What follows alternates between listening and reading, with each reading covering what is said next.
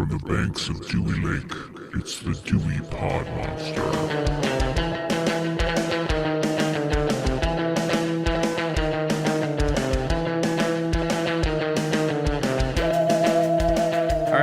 Welcome back. My name is John, and this is the Dewey Pod Monster Podcast. This is your weekly podcast about consumption. It's also about Hulu and Hulu-branded projects. With me this week, as always, is the authority on Michigan craft beer. His name is Sean, and he is also the host of the Dewey Pod Monster Podcast. He's giving me a big thumbs up. How are you doing today, Sean? Thumbs up. Okay, USA. You understand my word? I understand your word. You understand my word? No, I do not. That's about what I expect your answer to be. What's going on with you? Did you have power all weekend? I had the power, like Snap. I had the power all weekend. I did not. I read. A stiff breeze, huh? I didn't even think it was that. There was literally nothing going on. So to catch people up, perfectly nice fall day on a Saturday here in Michigan. I had plans to work on stuff around the house and go to make breakfast as you do to start the day and open the fridge. I'm like, that's weird. The light didn't go on. You know, when you open the fridge, look around the rest of the house and there's no lights on anything. I was like, well, son of a fuck. You didn't pay the gnome. You didn't pay the gnome to turn on the light in the fridge when you opened it. That's clearly what it was. Not enough beer. The Great Kazoo has forsaken me. So anyway, my weekend was fairly uneventful as a result of it. I left the house because I'll be damned if I'm not going to have the enjoyment of electricity through a Saturday, and went to the bar and got drunk and had to pick up my car the next day for the first time recently. Wow, that's a pretty big accomplishment. I had a lot of free drink tickets left from that Oktoberfest. I have no free drink tickets left now. You went to drafting table. Went to get breakfast first because I could not cook breakfast. Then I went to drafting table. I was there from about open till I got home around 8 o'clock. So they honor drink tickets? Like, are these just universal drink tickets? You buy them and they're good until they're not good anymore? Or how's that work? When you volunteer, they give you a handful of them. Oh, so it's not like if I were to go and just as an attendee and I bought... Okay, I thought it was like a ticketed event where tokens, like a beer fest. Okay, that makes sense. So it's just a thing that they give you for volunteering, it's like instead of payment. Right. Yeah. That's cool. So, yeah. It's very considerate and thoughtful. And, like I said, I got to deal with the joy of picking up my vehicle the next day. I mean, that's okay once in a while. That reminds me, I went to Benihana. I ate at Benihana for my daughter's birthday yesterday. That's good every once in a while. Kind of like leaving your car somewhere overnight because you're too inebriated to drive it home. It was a good experience, but I wouldn't want to do it every day. I really like a Japanese steakhouse. I don't particularly like Benihana, though, like the chain version of it. But did she turn 11 or turn 12? I saw turned 11. Yeah, just turned 11. Yeah, 11-year-old Benihana is probably good enough. Well, she wanted to go to the Candy Factory, I think is what it's called. It's new in Detroit. There's one in Las Vegas or around. I think it's called Candy. I might be totally Is that the place wrong. with the insane milkshakes that I keep seeing pop up on? Okay. Yep, exactly. Well, my wife was going to make reservations for it and she kind of forgot. And by the time she remembered to make the reservation, it was all booked up, but which was probably for the best because we looked at all the reviews and they were 1 and 2 star, people waiting for their table for 40 minutes, even though they had reservations, waiting for service. I get wanting to go and do the hype thing or go and see the new thing, because it's new. But the problem with it being new is that they're still working out all the kinks. You and I both separately been to so many places that are new where you want to give a place 5 stars when they serve you within, 20 minutes. So when you go to a new place, they're still working out the kinks. It's not really even worth it. So maybe 6 months, a year, we'll try it out and see how it goes. Yeah, it's almost like you have to go in with the expectation of things being kind of half-assed. Yeah, I mean, it's not inevitable. Even half-assed is actually the wrong word, but yeah, just disorganized or chaos. Basically, nobody's going to know what to do. When you go to some place, that's kind of, I talk about this with breweries, and you and I have talked about this. When you go to some place, when they first open, and it's a stellar time, service is great, the beer is great, if they have food, that's great. That's like a unicorn. I remember Holmes was a place like that. The first time I went to Holmes, when they first opened, it was service was on point, considering how busy it was still really good. Rake and Muskegon was like that. They don't have food, but their beer was top notch right out of the gate. So it's, you have to give a place like that. I think you just have to be willing to give them a year to work the kinks out. You can go the first year, obviously, but don't have high expectations or high lofty goals until that year, because it's going to be a learning process for the entire time until they get it right. Yeah, I remember drafting tables first week, really, they were open, went really smoothly, at least from what I remember. I'm sure behind the scenes it was, chickens with their heads cut off, just like any place like that. But in contrast, I remember going, I don't know if I should throw them under, well, they probably don't listen to this anyway.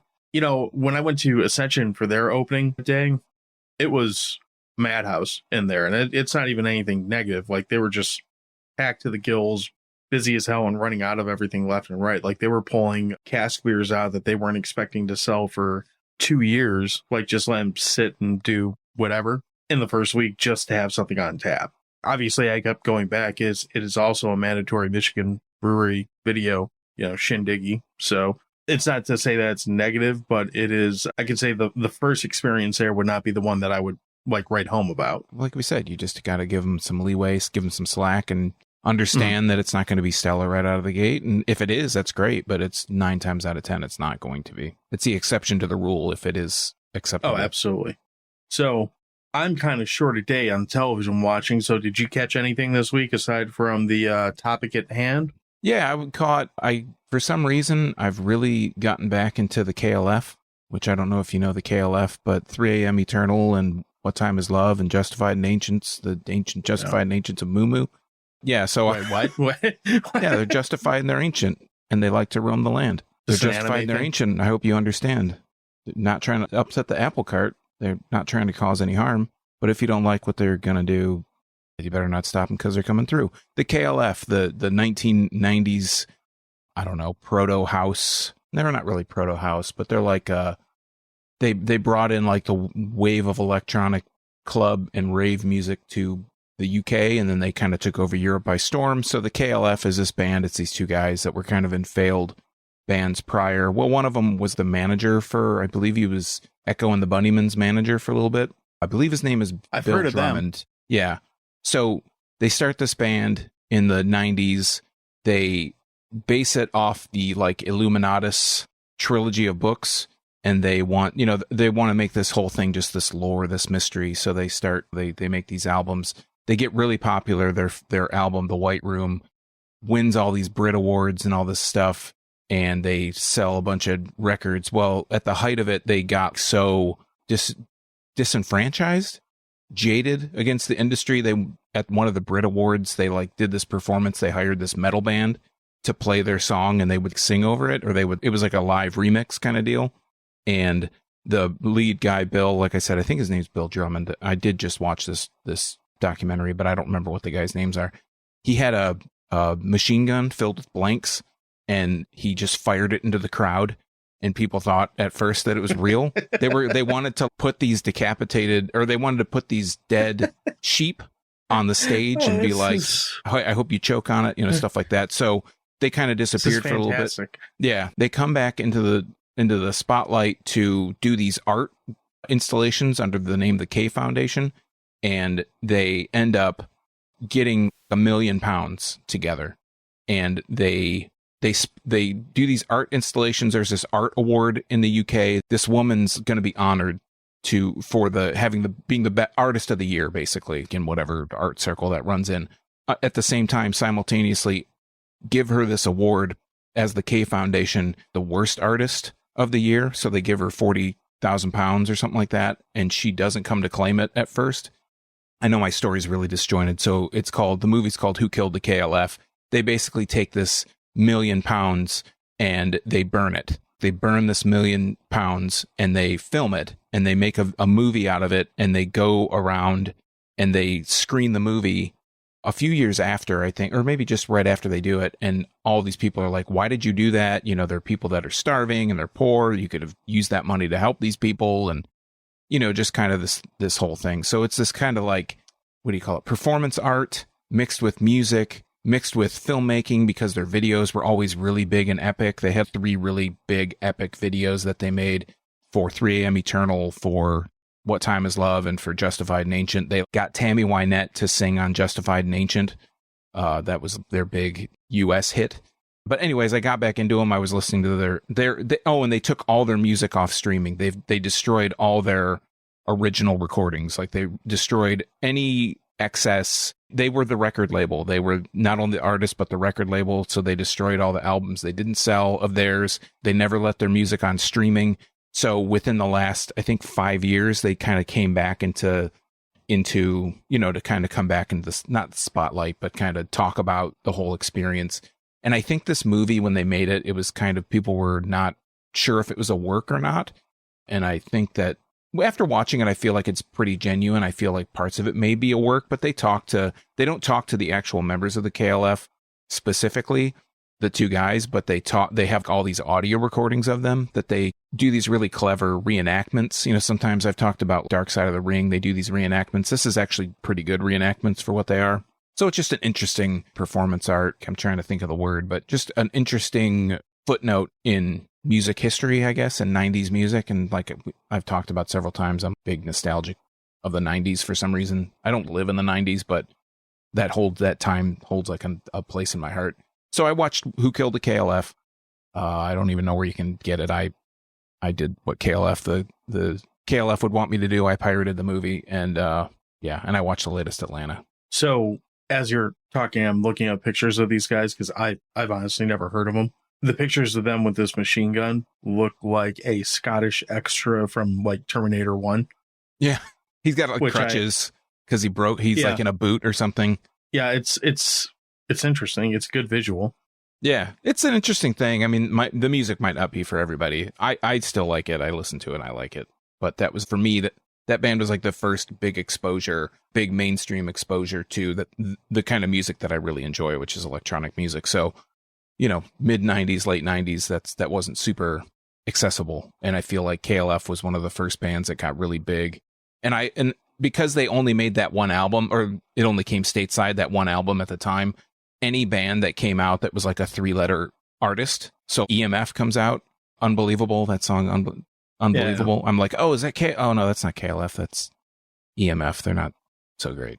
The other thing I'm seeing that's popping up a lot in looking at images of these dudes is, so the best way I can describe this, do you remember the water buffalo hats they used to wear on the Flintstones with the big horns? The Grand Poobah. It looks like they split one of those and made two separate hats out of them. And there's several pictures of these guys wearing these things. Yeah, like in robes. What's up with that? Yeah, what's up with that? In their music videos, they would each wear one. They would each be these robed figures. You just got to watch the thing. They do this thing where they invite a bunch of writers from around England to come, UK, I guess, to come to, I forgot, an island in Ireland. And they just have this big rave, but they don't tell anybody anything about it. They confiscate their passports and shit, and they all go to this island. They don't tell them what it's about. They make them dress up in these robes, and they go out and they filmed a video. They had a big wicker man in this open thing, and they burn it. It's this whole crazy thing. They were just they say in the documentary, they were almost more into, they never had planned anything. I mean, they didn't plan anything in advance. They just kind of like, we should do this. And they were making so much money because their albums were selling so well, and they were their own label, that they were selling like 600,000 copies of a song in one country, and they would collect all the profit from that. So then they would take that money and just do these ornate stunts to build their PR, basically. They were their own PR firm. They did everything. They had their own employees that just worked for the KLF. So it's a really interesting experiment, of all this stuff that they would do. It's just a really good documentary. I wish it went a little bit more in depth, because it did kind of gloss over a lot of stuff. They kind of, especially the years that they were gone, it would have been nice to kind of hear what they were doing, but it was kind of just, I don't know. It's an interesting documentary. You just kind of have to watch it. I don't want to ruin everything about it. And I listen to a lot of podcasts where they talk about stuff like this, and they talk it up so much, and you watch it. Oh, they just told me everything about this thing, and I didn't have to watch it at all. It's one of those things where I don't want to say everything, even though there's still probably a lot I didn't say yet. Just, to say, go out and watch it. It's an interesting documentary. I dig some of the artwork that I'm seeing attached to a bunch of their stuff. It's just a cool look. But I mean, I can't honestly say that. I think their KLF, they always would change what it stood for, and sometimes it'd be like the copyright with a K, Copyright Liberation Front. One of the things. Okay, one last thing I'll mention. Their first big they had a couple things. They did Doctor in the TARDIS, which was like their take on the Doctor Who song, mixed with Gary Glitter. And then they did their first big song, I want to say it was like something Queen or Queen something. And all they did was took Dancing Queen from ABBA and they like put some beats over it and had maybe like a rap or like a verse over a part of it. But they play the song and it's clearly ABBA, and they go to where ABBA is staying so they want to confront ABBA about it. I don't know if they actually did. You know, they're just out to take the piss out of everything. So it was just kind of interesting and funny in that respect. If a little anarchy, a little anarchist, you know. I watched the Lions get their ass kicked. Oh, yeah. That's, you know, we record these out of sequence. I think we've said that. I think that's like, we have to say that. At least we are right now. Yeah. So. And the Lions, you can just say they lost and everybody it's always a current topic because they're always losing. You said the other thing you got up on was that show Atlanta? Yeah, I just watched the latest. But, just the latest. Anything else that we're catching up on still? No. Like I said, I just like to watch these subversive shows that are just really interesting. And Atlanta's another one of those that's just kind of like mind-bendingly weird at times and surreal. That's not a bad thing. So, I don't know. I'm starting to hit the point of football season where I might be like, all right, I'm going to kind of throttle back and start watching things that don't involve football. So, well, we're at week 5 when we record this. Yeah, week 5. Well, we just finished 5, so we're going into week 6. So, like I mentioned, I don't know what I said about Hulu, but we do have a topic this week. The topic this week is a pretty new movie that just came out on Hulu. It came out on October 7th, I believe it was, last Friday at the time of this recording. And it's the title Hellraiser. Or if you look at any artwork or what would presumably be a poster for this movie, it's the movie Hulu Hellraiser. Are you raising your hand? I think that we have to, maybe on the website on crap.town, we need to make a bingo card. And there has to be some phrases that we say, because I think we always say, we do have a topic this week. And the Lions lost again, like stuff like that. That'd be fun to make a bingo card. Make it a drinking game, something like that. Yeah, geez, wow. Yeah. I listen to podcasts at work, so that might not be a good idea for some people to do that. But yeah, we could definitely make a bingo card with all the phrases that we come back to, callbacks to. Yeah, how many times do we mention the movie Slither or Scream throughout the course of this podcast? Because I feel like those come up damn near every week. So, but we do have a topic this week. Hulu's 2022. Hulu Hellraiser. Yeah. Or Hellraiser 2022. Or Hellraiser Hulu. Or if you're looking at the poster I'm looking at, Hulu Hellraiser Hulu. Oh, there we go. I like that variety. Triple H. Hellraiser not Hulu, the wrestler. Hellraiser. Not the wrestler. Triple H. Anyway, what's your thoughts on Hellraiser prior to this new movie? Like, do you have anything you want to say leading into it? Because this is a movie that it's being put out there as, I believe they're calling it a reimagining. So it's not a reboot. It's not a sequel. And it's not a remake. Mm-hmm. It's a reimagining, which to me, calling it a reimagining is calling it a remake, but or reboot. Semantics. Yeah. So do you have any opinion on before we get too far into the original? Because we haven't covered or into this one, since we haven't talked about any of these, of the 13 or however fucking many of them there are. Thoughts on this franchise before we dive into this one? I go into this movie with next to zero preconceived notions about it, because I know I've never seen any of them. I think I told you last week, there was a time I went and visited a friend out of state. We rented Hellraiser to watch, and I think we planned on getting intoxicated in some way or another and then watching it, and we just never did. So that... You still got intoxicated, right? Yeah, I think I'm almost certain that we did on something. Well, but so we never watched it. So I know, these are the basics that I know. I know it's Clive Barker. I know that Pinhead is in it. I don't know what Pinhead does. I don't know if he's a good guy or a bad guy. I know the puzzle box, and I don't know if somebody turns into Pinhead. I don't know if and I know the Cenobites as a general term, but I don't really know anything else about it other than seeing this movie. So everything that I know about Hellraiser, I know because of Hulu, Hellraiser Hulu 2022. So I'm not that far off from you. I definitely have seen the first one. And I want to say I've seen the second one, maybe a third, but it was never a series that really kind of gripped me. Mm-hmm. I always thought it was kind of, to be upfront, I always thought it was too Clive Barker-y because, obviously. It was never kind of fell into something I found myself enjoying watching. That being said, when this one came out, I think I was the one who was kind of saying that we should cover this one just because I like the fact that they're kind of, at least ahead of seeing the movie. I don't know if I would feel the same way. Well, we'll get into that, but there's another thing for your bingo card. Yeah, we'll get into that. Ahead of the movie, I liked a lot of the things I was seeing with it. I like that the actress that they've recast to play Pinhead, I thought they went a strong direction with it. It seems like they really did a good job of backing her to be this iconic character ahead of the release, regardless of what the internet says, because we all know how welcoming and, forgiving the internet is and understanding and never at all shallow or anyway. So I don't have like a in-depth knowledge of the lore of Hellraiser either. I didn't watch this movie trying to compare it to the other ones. I just kind of tried to sit down and just watch it for what it is and go from there. Fair? Yeah, same.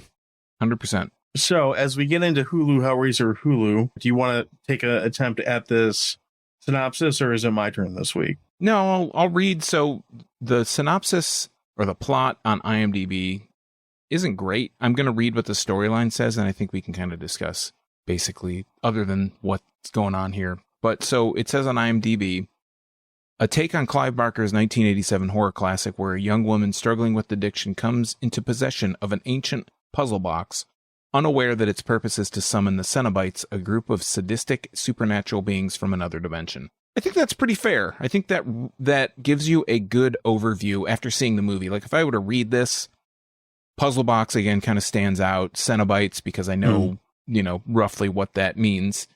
And I think that after seeing the movie, this storyline, without telling you anything other than the basic plot, does a good job.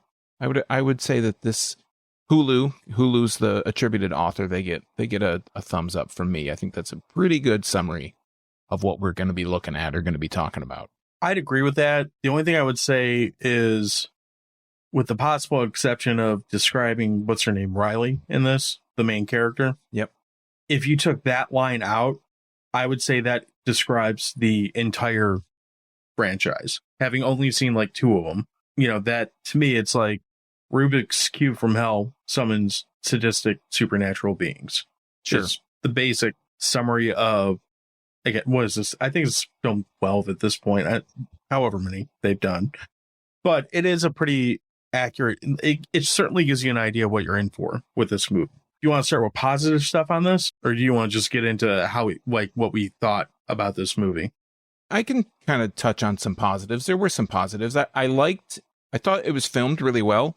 I thought the visuals, for the most part, were very well. I read that a lot of the effects are practical, and it does show that, that they're practical, that they're not all, there's not a whole lot of CG. I'm sure there's just as much as any other movie, but you can tell some of the effects are really well done. It's well acted. I don't have a whole lot of pros, but I don't really have a strong opinion about this movie. I feel like it's a movie where you and I go into this, me with less knowledge of it, right? But I feel like you have a little bit more knowledge, but we both are pretty neophytes as far as Hellraiser Hulu, or just Hellraiser in general. I feel like you almost have to be a fan of this movie to not necessarily pick up, because it's fairly straightforward. It's not like there are all these twists and turns. There is a bit of a twist that you get maybe probably about 2/3 of the way into the movie. And it's not like a blindside, you can kind of, oh, okay. Like, man, I didn't see, I saw it more of a, sure, why not? So, yeah. Oh, I can see that happening, But yeah, I mean, like I said, it's competently made. Acting's pretty good. Effects look pretty good. I'm not a big fan of the character design, like the Cenobites in general. They just kind of, some of them, it reminds me of something that I took a big note on this whole thing. So this is what I wrote when I was watching it. I think back in the 80s when Hellraiser originally was out, the makeup effects were well done. I never saw the original, but I feel like it's probably the appeal back in the day. The makeup was probably the big appeal. Maybe the twisted kind of sensibility about it. They seem to be going in this movie, and I'm sure more in the 80s, because so many things have come out, but they seem to be really going for shock value. Current day, the Cenobite designs just seem really laughable. They look not so much corny, like they don't look corny to me, but they just look tired. This in the 80s would have been shocking, but to me now in 2022, it's not shocking or really horrific or any way.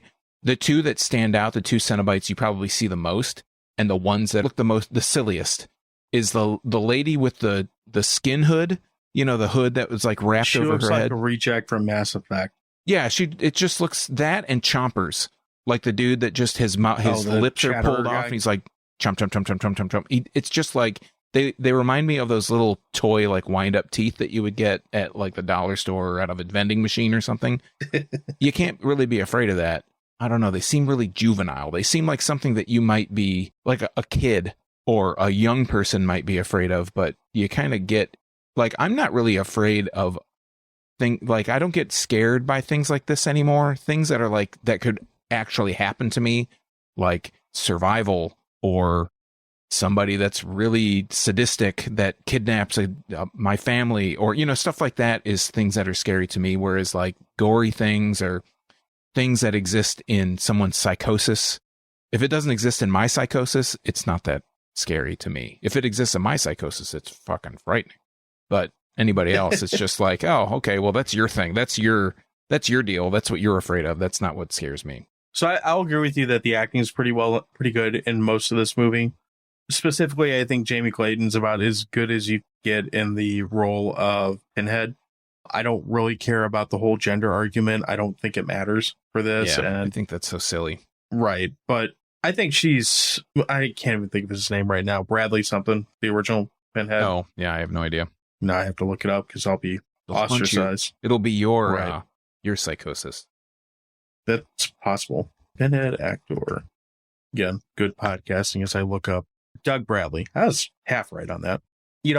His Pinhead, for a lot of people, for whatever reason, is kind of the same way that we look at some of the other, big horror movie icons. Never worked for me, but I think as far as like going into a iconic role and kind of picking up the mantle of some of the big iconic characters that have been portrayed in horror movies, I think she does as good as any other big spooky creature in recent memory or in these recent reboots, remakes, whatever we're calling them.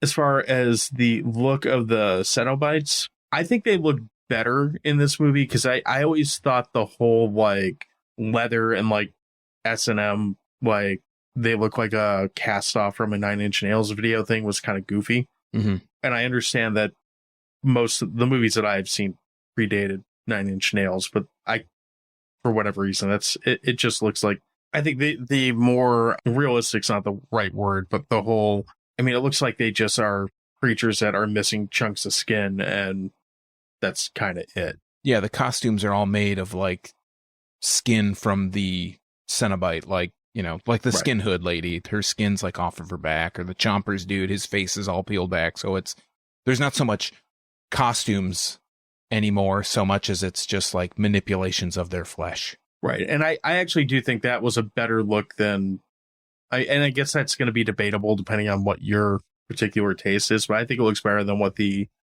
original version came out as. As far as other things that I thought were cool, like just the set design of the mansion that basically, I'd say probably about half this movie takes place in, if not more. It's really, I don't know if this is an actual house somewhere, or I'm sure it's not. It's probably just a soundstage somewhere where they could, cut holes in and build doors or whatever, but it was a really well done set design, I thought. I have no idea what the budget is on this movie. I didn't look that up, but seeing as the majority of the movie takes place in this one set, that was kind of a creative way that you could probably control some costs by not having them, say, run all over New York or wherever this movie's, whatever city this is set in. I don't remember. Yeah, I think it's supposed to, well, some of it takes place in Belgrade, but I think in Serbia, like the beginning part. But I think I think it's supposed to be New York. But I have a question about... It's Massachusetts. They actually show that at the beginning. Anyway, I'm sure Boston's not cheap either. So I have a question about the mansion. So the mansion, just to kind of jump into the story a little bit, later in the story, you're told that the mansion's built in a certain way so that it can keep out Cenobites when it needs to. And the puzzle box controls, like, if you get all these sacrifices, essentially, from the configuration of the puzzle box that the big ship or the audience with God will come down, and that's how you get your wish, basically. Like the Cenobites grant you a wish. And it's like the monkey's paw, right? You think you're going to get this great wish and you're going to get this great thing, but of course there's always a catch. So this big audience with God, like, I don't know, triangle and inverted triangle, like a big diamond in the sky comes down. Do you think that Voight, the main billionaire rich guy who's trying to get the puzzle box to fulfill his wish, do you think he knew that he had to, do you have to build this ornate chamber in your mansion? Like, do you have to be some rich, super rich dude in order to get an audience with the Cenobites? Or do you think that he was just like, yeah, I heard about this thing, I got to build this crazy, super secure mansion so that I can keep them out when I need to and get them when I don't? I got the impression that he built it to try and kind of game the system, if that makes any sense. Okay. Like, I think it's never like expressed, but that was kind of the impression I had. And the fact that he's still in this mansion after his first dealing with, Puzzle Jesus or whatever. Right. I think that kind of lends to like, okay, well, he clearly had, I was like, he had some kind of idea that shit's going to happen. So he was trying to hedge his bets as much as possible. Maybe I misread that, but that was kind of the impression I had with him. It's kind of what came first, the chicken or the egg?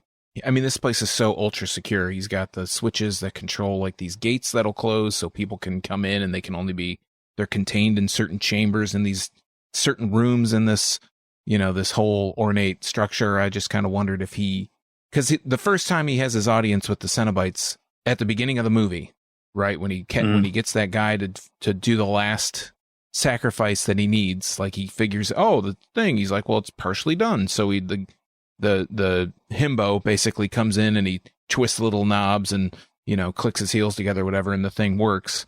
And that summons him down. But he had this whole thing set up before that even happened. Is it just me, or were you like really glad he died because he was mouth breathing through the entire time that he was in the movie? The himbo? The bimbo guy.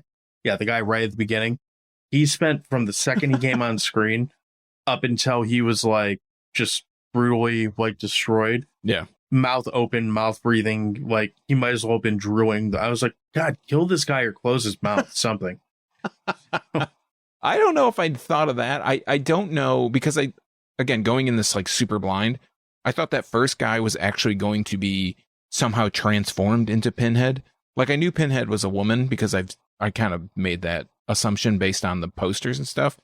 But I was like, oh, is this guy going to get turned into us? Is that how it works? Do you do the thing, and when you do some puzzle box thing, do you get turned into a Cenobite? Maybe he's your chatterer guy. Yeah, maybe. Maybe he's your chatter guy. So maybe. He's the wind-up teeth of the operation. He certainly exposes them enough. So do you have things that you're kind of lukewarm on this? Or like, because I truthfully, I kind of feel that way about the majority of the movie. I got some things I gripe about. I do want to give a shout out to Riley's Jinko pants, because I haven't seen pants that overly baggy in a long time either.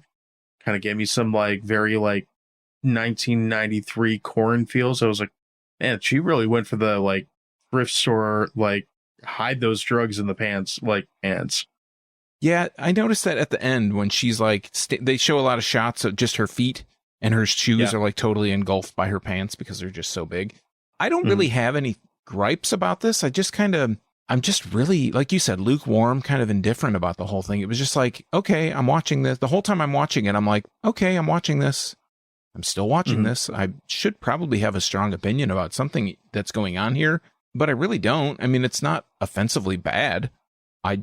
Right. You kind of sent me the message earlier today. We were texting back and forth, and you said, why does every horror movie come out, it's been being touted as like the best one? Or I don't know if that's how you put it, best of the year, best horror movie, like it's going to save the genre or something. I don't know if you were mentioned because I don't know if this has been, I haven't read any like reviews or anybody else's opinion on this. It is another one that's being touted as, I mean, best of the year. What? Right. I don't see that. I mean, I don't know what is. I don't have an opinion to say that some other movie is the best of the year, but I don't think this one is the best of the year. I mean, like I said, I was just anticipating something happening. Yeah. I do want to put one kind of nitpick that I didn't really see the point of in the story. I don't feel like it was necessary to make Riley a drug addict like, and have that be such a like big part of her first, like the first part of her character arc, and then it really never comes back once she finds the puzzle box.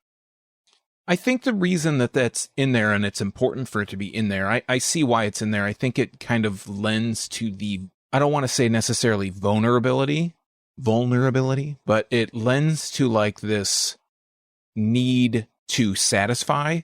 And so this isn't a spoiler, but the way that the puzzle box is discovered, basically. So the puzzle box at the beginning of the movie, Voight is the billionaire guy. His, I guess, like administrative assistant or his assistant is Menaker, played by Haim Abbas. She's in Succession. She pays this guy a bunch of money in Serbia to give her the puzzle box. She takes the puzzle box back to Voight. Voight sacrifices this himbo kind of, I don't know, escort dude. Yeah, mouth-breathing escort kind of dude. He gets like attacked by the Cenobites or whatever. He gets maimed, or actually dismembered. And then you flash forward like 6 years later into the future, 5 or 6 years in the future. Riley and her boyfriend, Trevor kind of says, hey, they're both recovering. They're recovering addicts. And he's like, hey, I got this great lead on this thing. She needs money. He needs money. We should rob this shipping container that's just in this abandoned building. I just saw they just left this shipping container. We should go see what's in there. So they go to the shipping container. There's a safe. They get the safe open, which this would be my big gripe. They just hit it with a hammer and the knob falls off, and that's how you crack a safe. Like, I didn't know that they were that insecure. But they still have to put the crowbar in to like jimmy it up. Breaking the knob off of a safe is totally what releases the tumblers and all that stuff to unlock a safe. I mean, that's what I've learned from this movie. So anyways, they find the puzzle box, and Riley starts to inadvertently, she takes these pills that she finds in her car because she gets kicked out of her brother's apartment. Her brother and his boyfriend are kind of like the watching over her while she's in her recovery, as well as this other roommate. She starts fiddling in a drug-induced kind of haze, I guess. She starts fiddling with the puzzle box and unlocks the first one. Her brother gets pricked by the little barb on the puzzle box, and that starts the shit starts from there. So, long story short, to get back to your question, I feel like the vulnerability, the need to belong to some group to stay in recovery, like later in the movie, a character, I'm not going to say who it is, but a character says, hey, she's the one that we need to do this. We don't have to worry about it because she's going to fuck this up on her own. That is what makes me think that if she didn't have that kind of addict background, it wouldn't work. Like the whole story would just crumble apart. But because she has that need to please somebody or need to belong, and she's just a fuck up, she's just this addict fuck up. And not to say that everybody that's an addict is a fuck up, but Riley clearly is. From everybody that talks to her, they think she's a fuck up. They know, but giving her this box, she's just going to fuck it up. You don't succeed by wearing Jinkos in 2022. So hey, everything comes back around, man. I've been saving my kickwear pants for a long time. I'm going to disagree with you on the whole, like, I can see where you're coming from, and I can see how that does make sense from a storyline aspect. At the same time, it could have been as simple as her brother doesn't like that she's with this guy. That's what forces her out of the house. And you could have tied her to being the one that has to do the whole puzzle shindig, like solve the Rubik's Cube of Doom, because her brother was the first victim. So you're tying it back around to that. Like, she has a motivation outside of the drug angle. I mean, it just felt like, for a movie that's like 2.5 hours long, it felt like an unnecessary side quest that I didn't think it... I've heard a lot of people say that it did add depth to her character, but I didn't think it added all that much. And to be honest, it's kind of that's where it came to my bigger overall thing about this movie is, I just kind of watched this whole movie thinking, okay, and, it's got a very ominous feel. It's, it's dark and moody and depressing, and it's, I guess, what you expect out of the Hellraiser movie. It's a very, like, goth feeling movie. Like, if you were to say, like, what's the most goth movie that's came out this year, I'll give it that title for sure. But I didn't feel, when I watched this movie, I didn't feel compelled to overly care about, like, what happened to any of these characters at any point. I didn't feel overly concerned about how they're going to get to the end of, the 6 puzzle doodads or whatever. I just kind of went through it like, okay, well, here comes some fucked up looking dudes who are going to do some fucked up stuff. Here come the chains. And next scene, not being a big fan of the franchise to begin with, I don't know if I could say this pushed the franchise dramatically forward or not. It just kind of felt like in a lot of ways it stalled out. And not having any history with it, you mentioned it being dark and moody and goth, for lack of a better term. I didn't know what to expect going into this, and there are so many scenes where they build this tension because it's so, like, especially in the mansion. Riley goes back to the mansion to kind of figure out what's going on, see if she can find some kind of literature that Voight left behind, that she can somehow figure out where her brother went and how to get him back. I sat in almost that entire scene, like the first scene of her going back and it's dark and she will hear these voices, right? In her head, it's her brother, whoever they're trying to make her think that it is. I sat watching that whole thing. I felt a little bit of tension because I'm like, okay, not tension so much, but when's a jump scare coming? When's a jump scare coming? When's a jump scare coming? And it's not, from watching this, if this is any indication how the rest of the series, well, I guess the first couple, because I feel like I've heard that they kind of go off the rails after the first couple. But it feels like if I would have seen the first Hellraiser, maybe the second one, been like, there's no jump scare coming.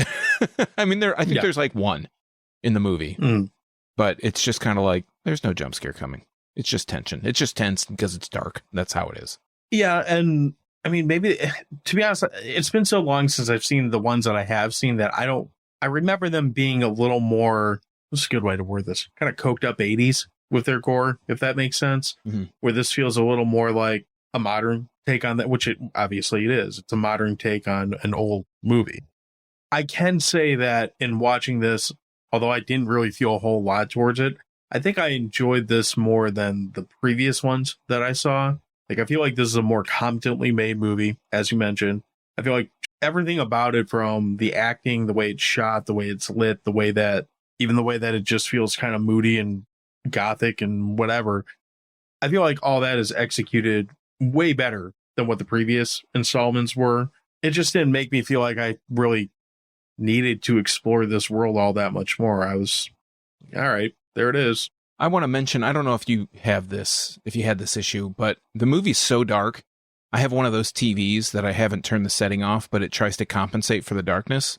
So when there's that dark scene or there's a light scene, it tries to, I don't know if it's the movie. Pixelated. Not even that. It just feels like the whole movie tries to brighten up, and then there's a scene, so it gets this like certain brightness, and then the TV. I don't know if it's, like I said, I don't know if it's a TV or the movie, but like, oh no, it's too bright. We got to overcompensate, and then it makes it dark, so it's constantly like pulsing in and out, and I have to turn that off. That kind of was a little bit distracting to me, but I noticed it a lot. Maybe this is a spoiler, but there's something that happens at the end where they're kind of looking at where the Cenobites are looking at the mansion, and there's a lot of like blue lighting going on like a black backdrop, basically. That's where I saw that a lot.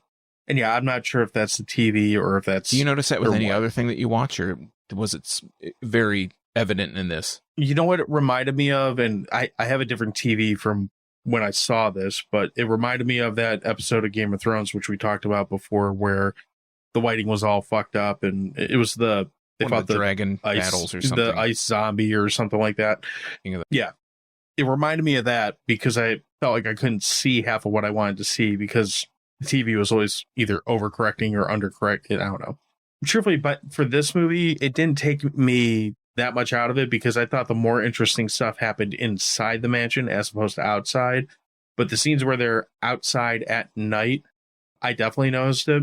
I also think if I didn't watch this movie in the morning, like if I watched this at night, there's a good chance I wouldn't have noticed that at all.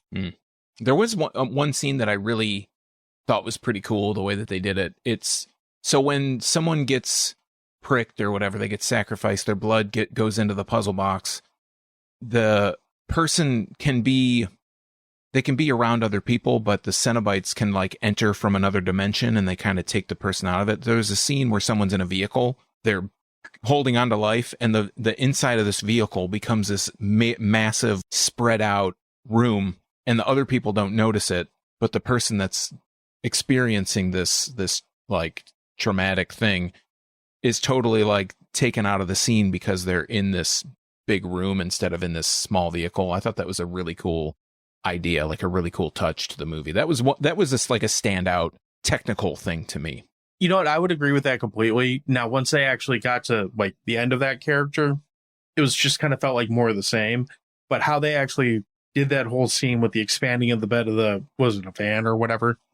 The whole visual take on that, you're absolutely right. That was one of the bigger highlights as far as like, maybe that was something that they kind of played with before, but I don't remember seeing something like that. And it did work for this movie, especially. And that's got to be primarily CG, and they definitely pulled that off pretty well. Well, and the other thing, you mentioned it, you just mentioned it, the end of that scene, like what actually ultimately happens to this character, I didn't get it all. Like, I don't know. I don't understand what happened. There was just like some skin came off, some blood splattered, and it was like, they were like, oh, like they all recoiled in the van, and then the thing crashes. But it's like, what did I just see? It's one of those things. It's like Transformers, there's so many moving parts, and there's all this shit moving around, and you're like, what actually happened? That's one of the off like camera, like actual kills, if I remember right. Pretty much. I mean, there is something that happens, but it's like, what? How did we get here? Well, and I mean, I kind of feel that way about this whole franchise, to be honest. Yeah, but true. Hellraiser, how did we get here? That's a good subtitle. They should make the next one.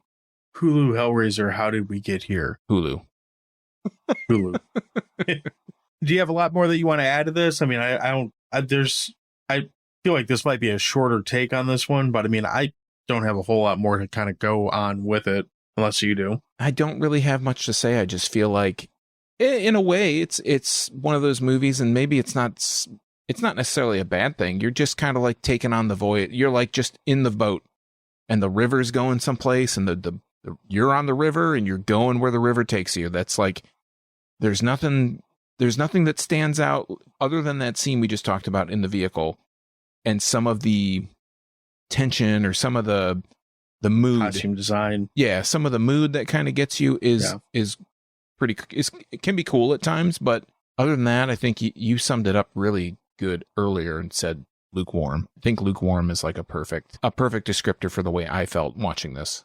You want to do hot dogs then? Yeah, let's do hot dogs. You want me to go first? Sure. All right. Well, my hot dogs on this one, I have to think of what I'm going to give it out of what. I'm going to give it 6 hot dogs out of, I'm going to give it 6 hot dogs out of 11 wind-up teeth. By the end of the movie, this may be a little bit harsh, but I was kind of questioning my decision to actually watch this movie. It wasn't that it was necessarily bad. It was competently made. It had those moments of tension, but this movie on its own, if this is supposed to be the big reimagining, the big like re-engineering of bringing Hellraiser to the popular consciousness, it didn't have me falling in love with the franchise. Any curiosity that I had in this franchise was really just kind of sated by watching this new 2022 version. I'm good. Like, I feel like I don't need to watch any of the other ones. Are the previous films better? I don't know, but I don't feel any kind of curiosity to go back and watch any of them. This didn't like, if this movie was supposed to have the intention of hooking people and bringing them back into the series that they love, or maybe to rediscover the series as a whole, it didn't do that for me. So I would give this probably 5 natural casing hot dogs on top of 10 cheek skin buns. Butt cheeks? To me, I mean, butt cheeks? Sure. I mean, wherever you got to get your buns from, right?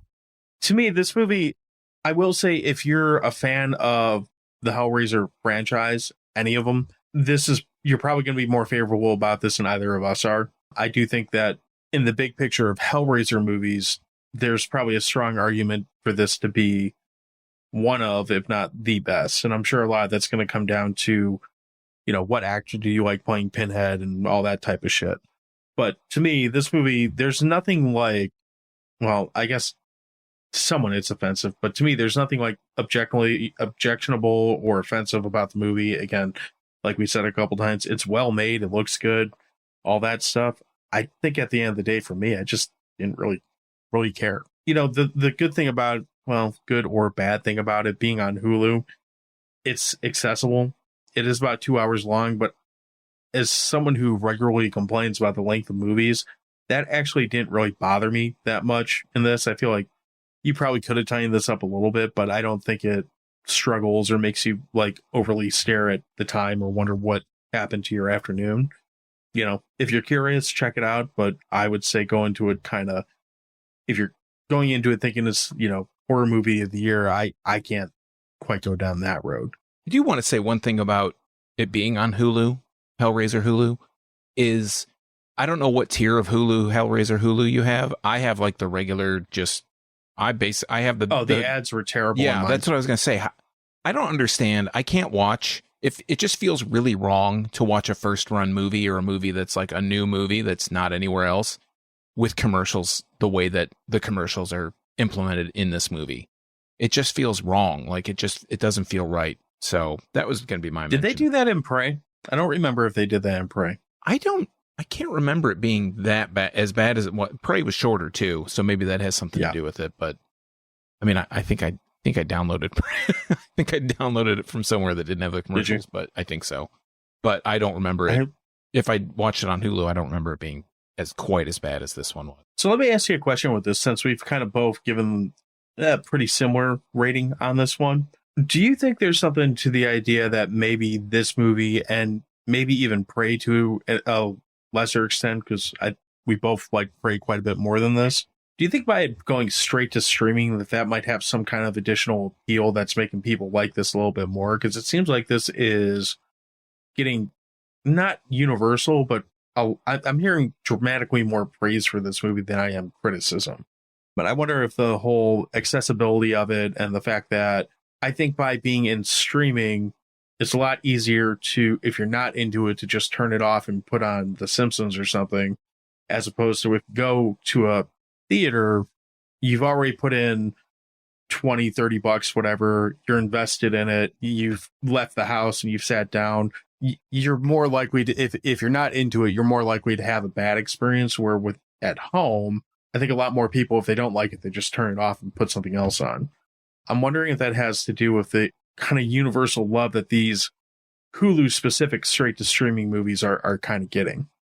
I don't know. I think it cuts both ways. I think when you have it in the theater, you're going to the theater and you're going specifically to watch a movie, right? So if Hellraiser comes out, you're like, I'm a big Hellraiser fan, or I don't know much about Hellraiser, but I've heard it's great and I'm going to go see it.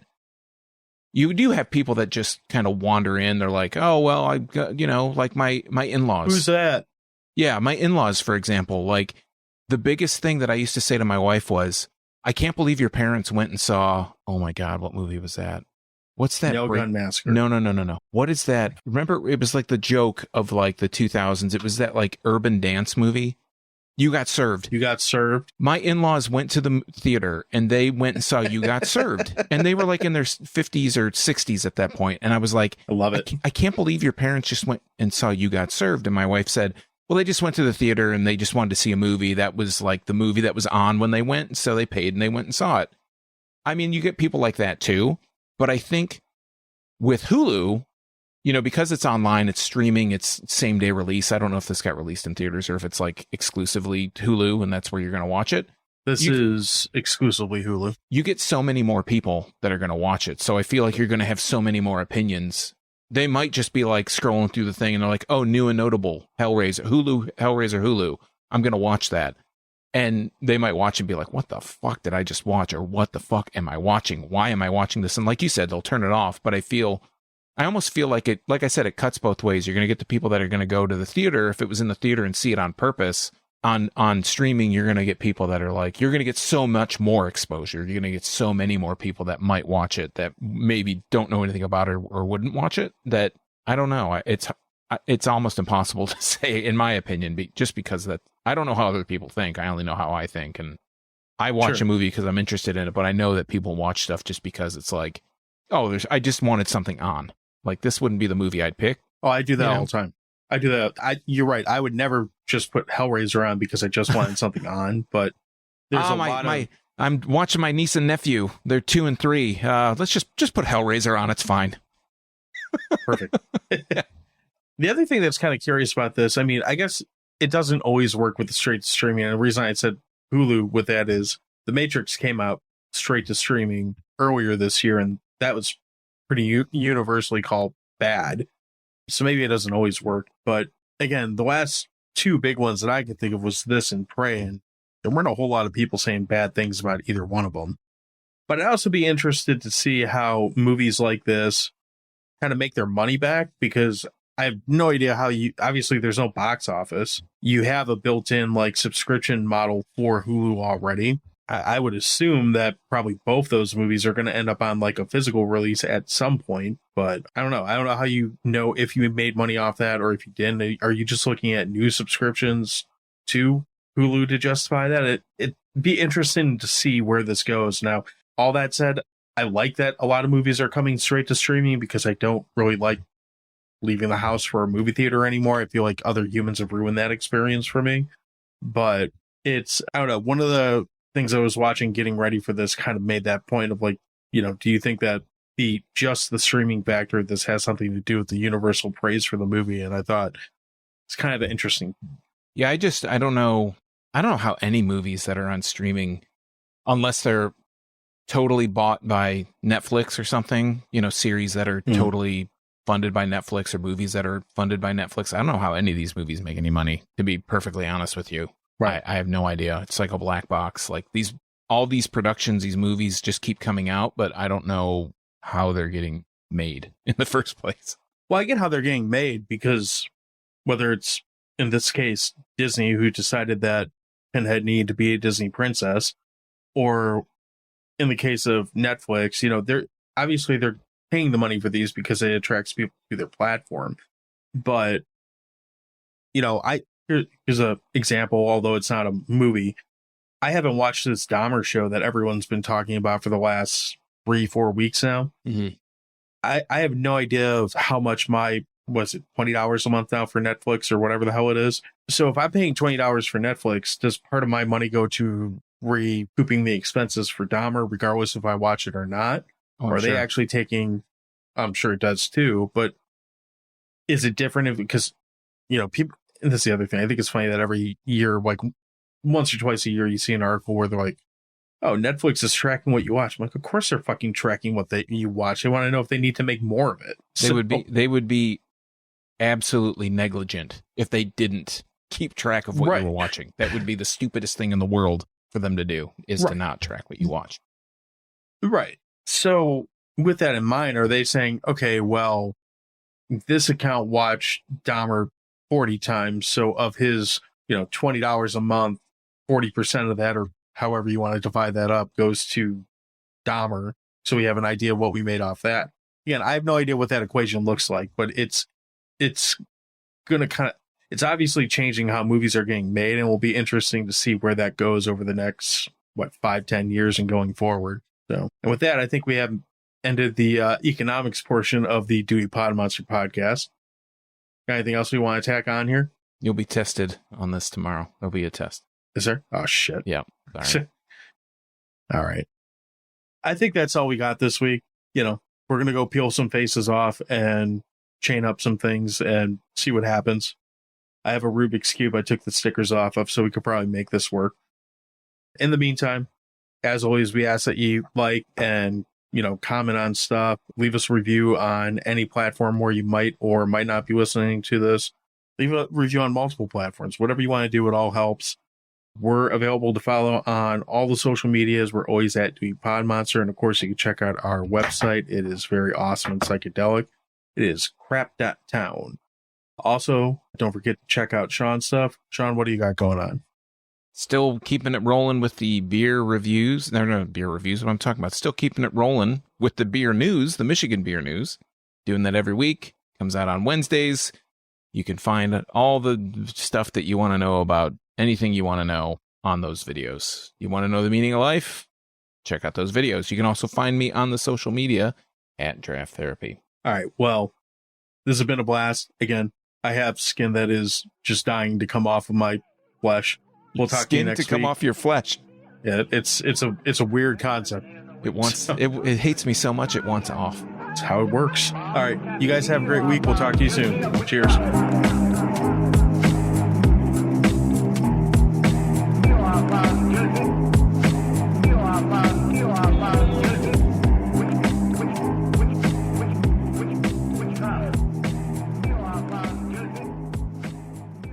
skin once off my goddamn flesh.